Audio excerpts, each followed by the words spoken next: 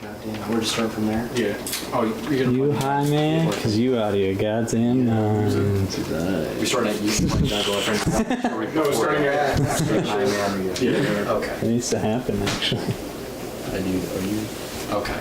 I'm good now. Are you good? Totally good. All right, totally good. All right, ready? Mm-hmm. Yep. And 3, 2, 1.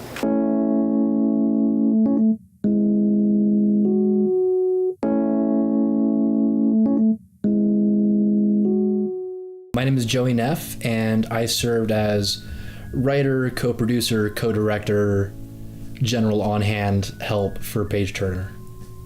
Did you have any roles? Yeah. I played Connor in Paige Turner. I was also co-director, co-writer, co-producer, whatever they needed on set. So my role on set was Murphy, which was the best friend of Paige, our protagonist. I kind of played as like a co-protagonist.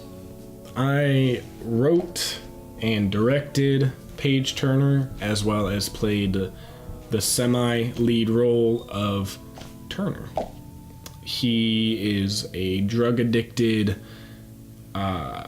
criminal, basically, who doesn't have his life right. And he makes a big mistake that he needs some extra help with.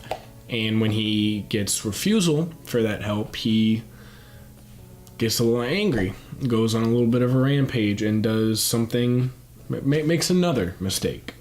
And that's where we find him when we open the film.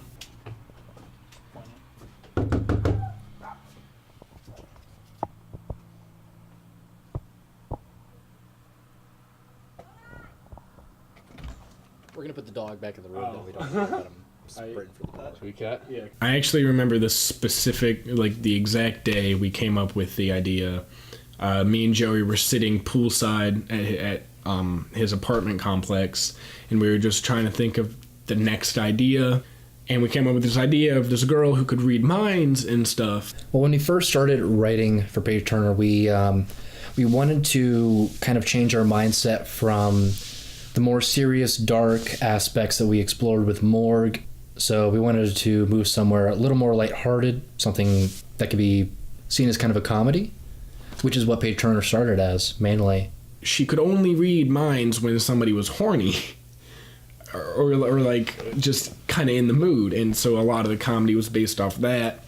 And as she started reading minds to help with her depression and make her laugh, she, started to get stronger with it. And that's when... So yeah, through Paige, we wanted to explore the idea of someone discovering their self-worth.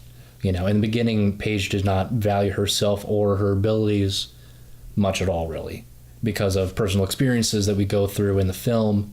But through Turner and through Murphy, she kind of finds herself. What are you thinking about the shoot so far? I'm loving it. I'm loving this flower, too. You like that? You're going to make a whole flower crown? I picked it for him. That's good job, Mackenzie. Thank you. Do you like it? Yeah, it's all right. He's a real flower. All right. Yeah. Just all right. I still fuck squirrels. It was my debut role as kind of being somewhat of a lead character or having like a main character in a film. So I really just wanted to put myself out there and prove that I can do it too. And I was excited and a little nervous, but I was happy to do it. Compared to my role in Morgue, where I played Liam, there was not as much prep work I had to go into for playing Connor, where he was a very, very douchey, very self-absorbed, very selfish kind of guy, besides memorizing lines and memorizing states of mind and whatnot. But you had to kind of, I had to kind of... I had lines, obviously. I learned all my lines and tried to portray it the best I could, and then took direction when I was on stage.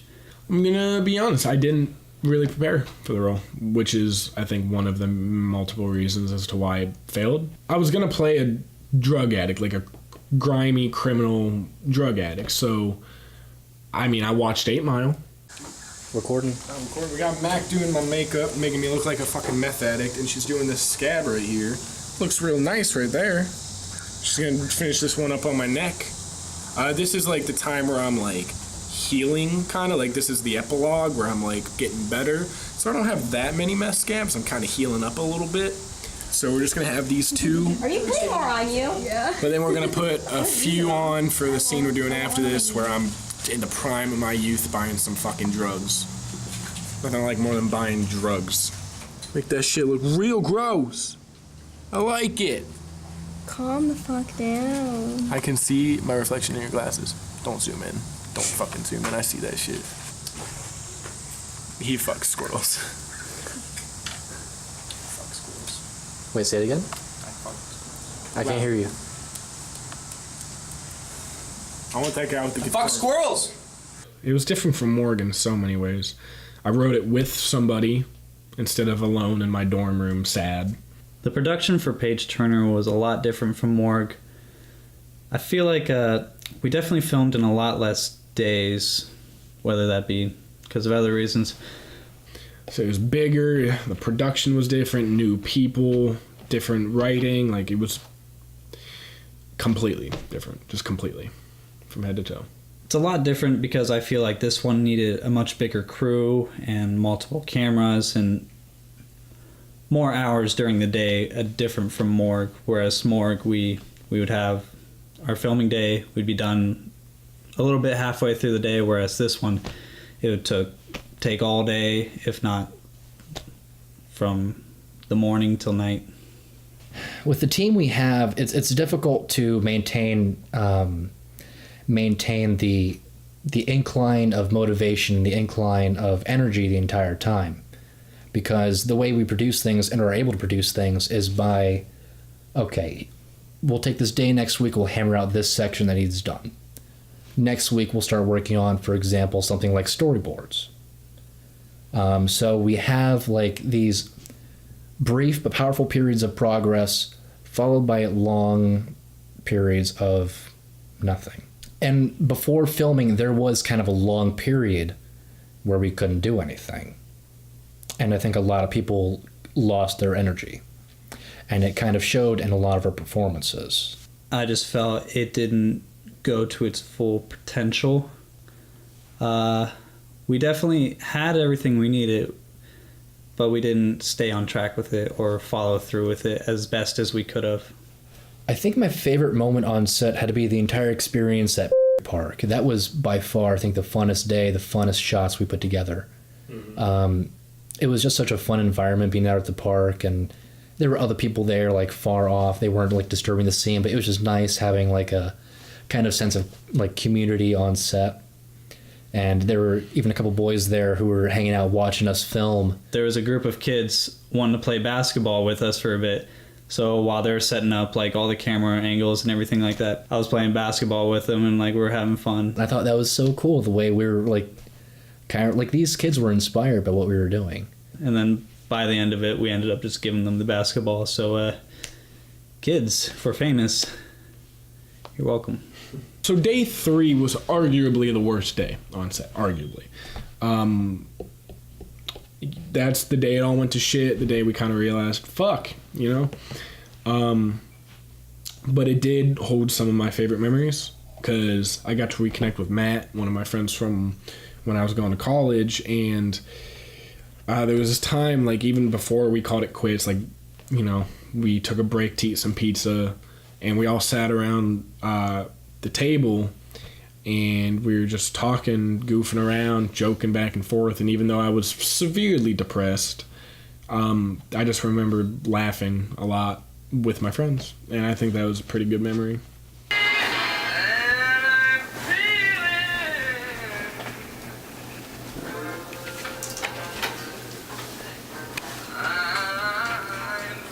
Does Michael Bublé just sing covers?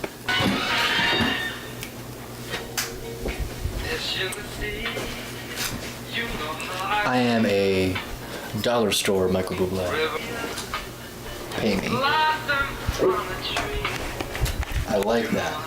I like that a lot, Hunter. No, Hunter, I don't know if you get it. No, you need to understand, I really like that. I thought that said for a meme.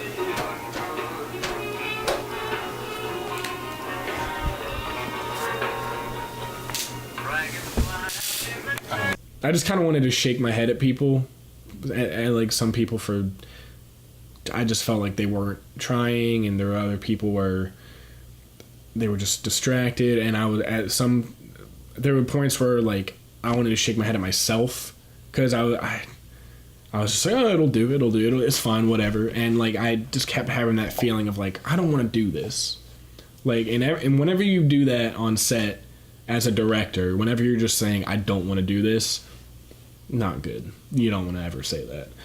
When we got down to the last few times of shooting, and we were all just kind of getting that feeling where things weren't quite exactly going the right way for us, and you could just kind of see everybody getting more and more run down and more tired, and the motivation was there, but after a while it just lost luster.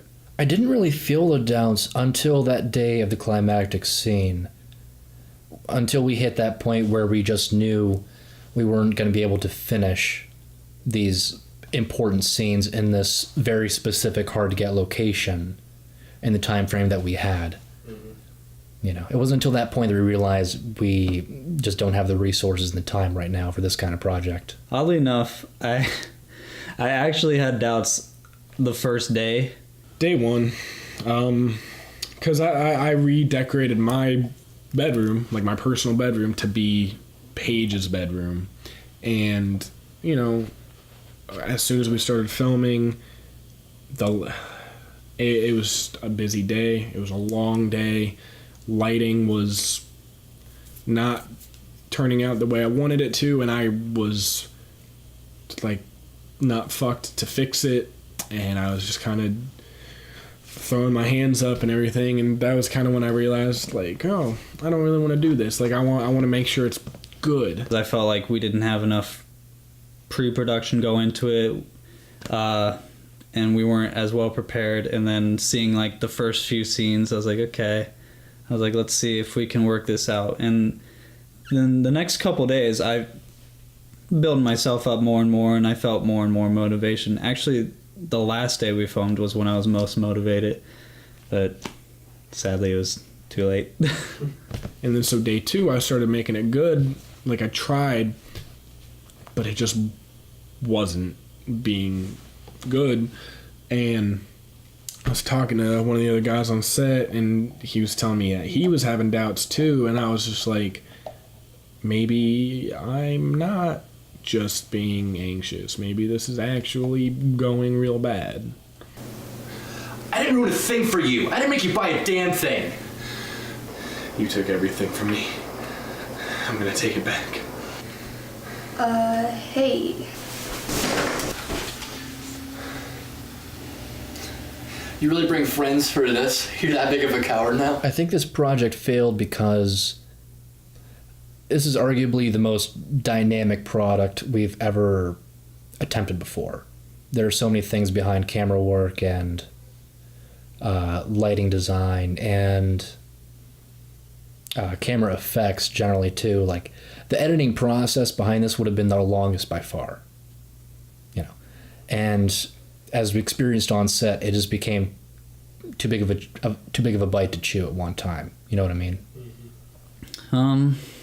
I believe this project failed because of not enough time spent into it before filming, whether it be kind of getting the chemistry of everybody together or really digging in on like how the acting should be placed or like how the characters should be. That was issues for us, but also the biggest issue was lack of just keeping our head in the game at all times and a lot of distractions. But I think it failed for a few different reasons. Lack of preparation, lack of effort, lack of knowing what the hell we're doing, and kind of just not giving it our all from kind of every aspect. I feel like nobody gave it their all, including me. It was kind of just one of those things where it was like, all right, we're here, we're having fun, but we're not getting paid, so fuck it, you know? I feel like kind of... I even had that feeling where I'm like, why am I even doing this? So I think it's just a lack of almost everything. It definitely strengthened my want to make films because, like, after we called it quits, I was like, I need to do something. I need to make something. Like, knowing that those days of filming resulted in nothing, I was so sad. I was like, I want to do something. I had a fire under my ass to do something creative and to make a film, which is why I started getting to work on Loverboy, which is the next thing I'm writing and gonna direct. So I definitely feel like it, you know, it made me excited to work on things. Although for a while I was just kind of sad, just kind of didn't want to do anything. I learned to stop fucking rushing things, to stop jumping headfirst into something I'm not prepared for.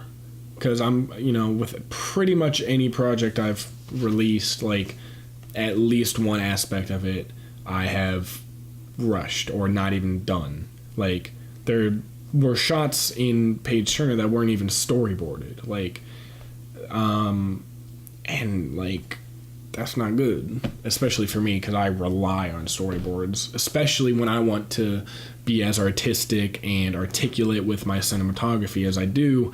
I can't just walk in and be like, we'll figure it out on the day.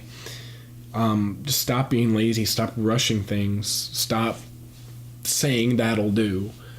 Because I get nervous because I have nothing to offer the people who help me other than a thank you and a pat on the back. So, you know, when I'm having these people on set with me for upwards of 10 to 12 hours with nothing to give them, like, I feel bad. Like, I feel like I'm wasting your time. Like, you guys have better things to do.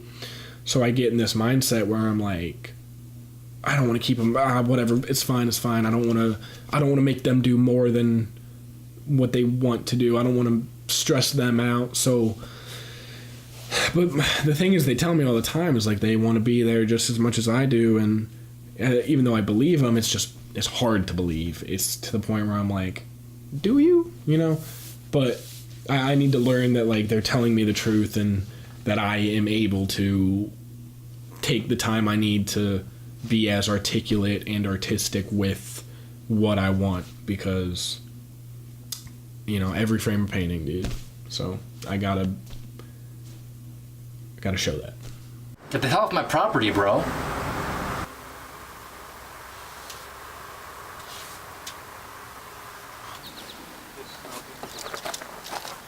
Yeah, I'll see you behind the shop next time you need that fixed.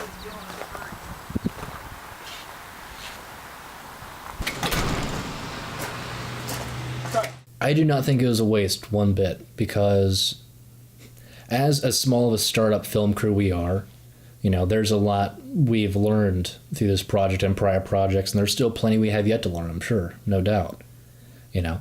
And like I said, this project served as a learning tool for us behind the importance of prep work, and it's gonna change the way we approach every project in the future.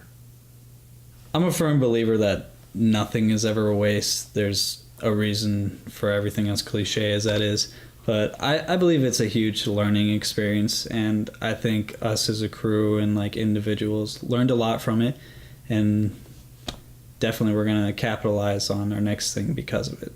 I was not a waste. And I think that was one of the first things I talked about with the crew the next day. We met up and discussed it and everything, and I think one of the first things we talked about was that it wasn't a waste. It's something that we learned from, and we're making this so the project won't be a waste, and I'll still get something out of the footage. Well, Paige Turner is something that can't happen without any key members of the group, you know. It's like all the short films we do, they're a group effort, they're a collaborative effort, you know. Without the team, we can't get it done. But I firmly believe that next summer, we're kind of calling it our short film season, our summers. I firmly believe we can address it again and try it. I would love to do Paige Turner again. I think, like I said before, it's a very good learning process. We can capitalize from that in the next round, see where we went wrong, and right those wrongs. So we'll be moving into season 2, I guess, of the sketches, starting around the holiday season, as well as Loverboy, a new short film, as we're calling it for now. That'll probably be coming out December. Our next thing we're gonna do is kind of like a short film called Loverboy, and that should be coming out near the December month or sometime in this holiday season of 2017. We're gonna do like a season 2 of the sketches, almost focus it like more like a show and stuff.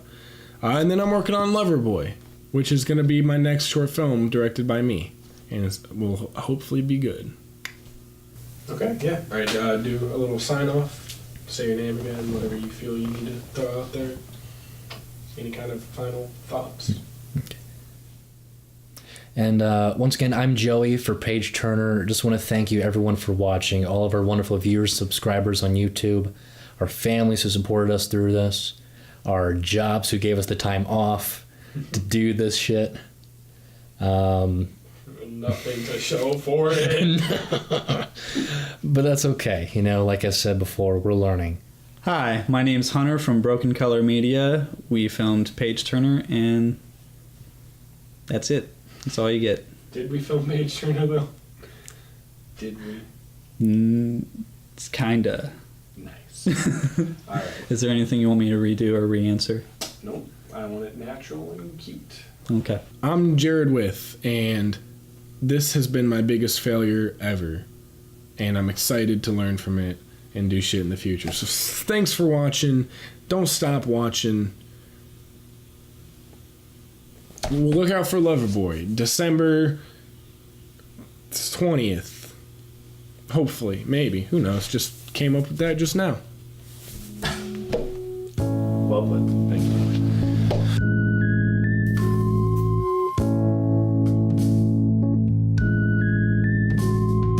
Please, from time to time, allow me to unwind, to mind the presence, let my essence liquefy. Oh, won't you let me lay down for a while? No rewind.